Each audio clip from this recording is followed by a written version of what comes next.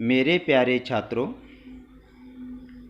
मैं श्री जाधव सर, क्रांतिवीर वसंतराव नारायणराव नाईक शिक्षण प्रसारक संस्था संचलित माध्यमिक विद्या मंदिर व कनिष्ठ महाविद्यालय एकलहरे, तालुका जिला नासिक आपका सहर्ष स्वागत करता हूँ। छात्रों, आज हम अव्यय के बारे में पढ़ेंगे।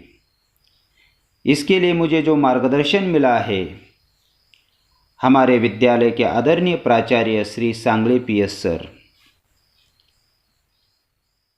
अव्यय अव्यय किसे कहते हैं? तो अव्यय का अर्थ है न बदलने वाला शब्द। जिस शब्द में पुरुष, लिंग, वचन, कारक आदि के कारण कभी भी कुछ भी परिवर्तन नहीं होता, ऐसे शब्द को ही अव्यय या अविकारी शब्द कहते हैं। हम उदाहरण लेंगे। पहला उदाहरण है, रोशन कभी कभी गाना गाता है। दूसरा उदाहरण, गंगा और यमुना सहेलियां है। तीसरा, राधा घर की ओर गई। अब इन तीन वाक्यों में कभी कभी और की ओर यह अव्ययी शब्द है। अभी हम अव्यय के भेद जो है वो भेद पढ़ेंगे। अव्यय के कितने भेद है? तो अव्यय के 4 भेद है। पहला है क्रिया विशेषण अव्यय, दूसरा समुच्चय बोधक अव्यय, तीसरा संबंध बोधक अव्यय और चौथा है विस्मयादि बोधक अव्यय। अब हम अव्यय के भेद एक एक पढ़ेंगे। पहला भेद है क्रिया विशेषण अव्यय। तो क्रिया विशेषण अव्यय किसे कहेंगे, उसकी परिभाषा क्या है? तो जो अव्यय क्रियाओं की विशेषता बताते हैं उन्हें क्रिया विशेषण अव्यय कहते हैं। हम उदाहरण लेंगे। पहला उदाहरण है, गणेश धीरे धीरे चलता है।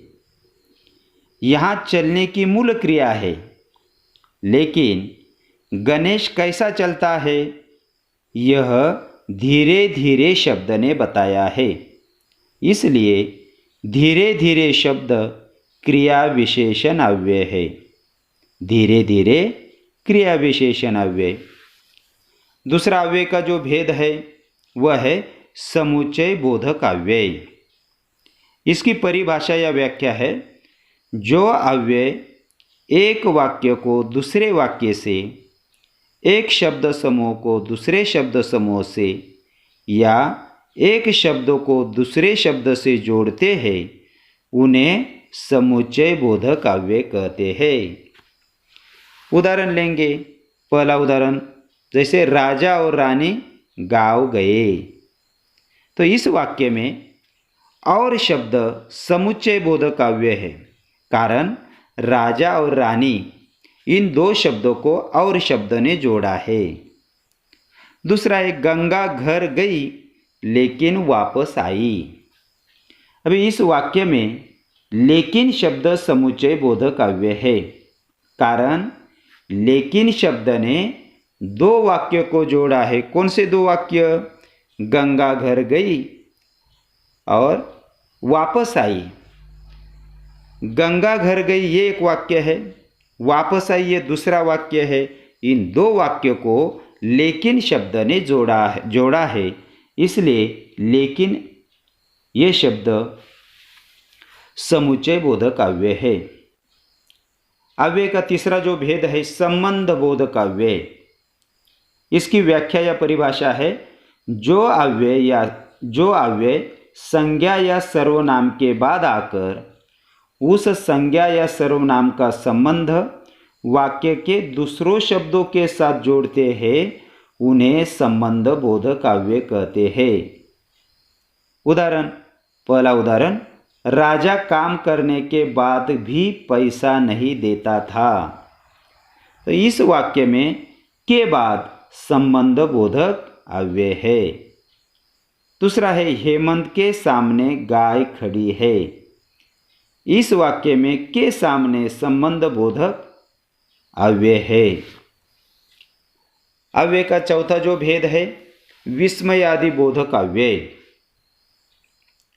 उसकी व्याख्या है जिन अव्ययों का संबंध वाक्य के किसी पद से नहीं होता, बल्कि जो अव्यय केवल वक्ता के आनंद, हर्ष, भय, शोक, तिरस्कार, घृणा आदि भाव सूचित करते हैं, उन्हें विस्मयादि बोधक अव्यय कहते हैं। उदाहरण, ओह कितना बड़ा महल है। इस वाक्य में ओह विस्मयादि बोधक अव्यय है। दूसरा उदाहरण, अजी मेरी भी तो सुनो। इस वाक्य में अजी विस्मयादि बोधक अव्यय है। तो इस प्रकार अव्यय के ये चार भेद है, वो चार भेद हमने अभी पढ़े। इस चार भेदों के आधार पर परीक्षा में कृति पत्रिका जो होती है, उस कृति पत्रिका में प्रश्न क्रमांक 3 में 1 अंक के लिए छात्रों आपको एक प्रश्न होता है। वो किस प्रकार होता है? तो होता है निम्नलिखित अवयवों का वाक्य में प्रयोग करो। अव्यय शब्द दिए जाते हैं, उन अव्यय शब्दों का वाक्य में प्रयोग करना पड़ता है। जैसा उदाहरण 1 पीछे, अभी इसका वाक्य में प्रयोग करना है महेश के पीछे गणेश था। दूसरा वाक्य चुपचाप, भैया चुपचाप खड़ा था। तो इस प्रकार आप भी वाक्य जो है बना सकते हैं। उदाहरण के तौर पर मैं आपको कुछ अव्यय शब्द देता हूँ, उसको आपको वाक्य में प्रयोग करना है। उदाहरण 1 क्योंकि, दूसरा है तो, तीसरा है और चौथा है और। इस प्रकार ये जो 4 उदाहरण मैंने आपको दिए हैं, इन 4 अव्यय शब्दों का अपने वाक्य में प्रयोग करना है। धन्यवाद।